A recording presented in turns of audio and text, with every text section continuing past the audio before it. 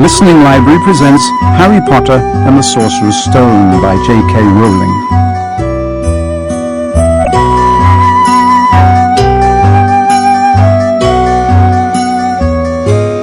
Chapter 1, The Boy Who Lived. Mr. and Mrs. Dursley of number 4 Privet Drive were proud to say they were perfectly normal, thank you very much. They were the last people you'd expect to be involved in anything strange or mysterious, because they just didn't hold with such nonsense. Mr. Dursley was the director of a firm called Grunnings, which made drills.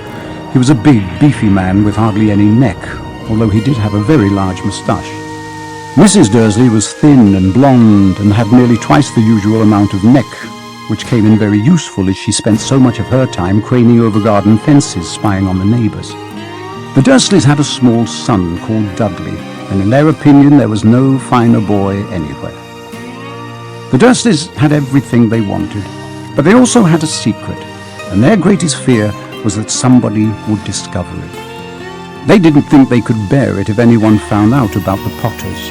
Mrs. Potter was Mrs. Dursley's sister, but they hadn't met for several years. In fact, Mrs. Dursley pretended she didn't have a sister, because her sister and her good-for-nothing husband were as un-Dursley-ish as it was possible to be. The Dursleys shuddered to think what the neighbours would say if the Potters arrived in the street. The Dursleys knew that the Potters had a small son too, but they had never even seen him.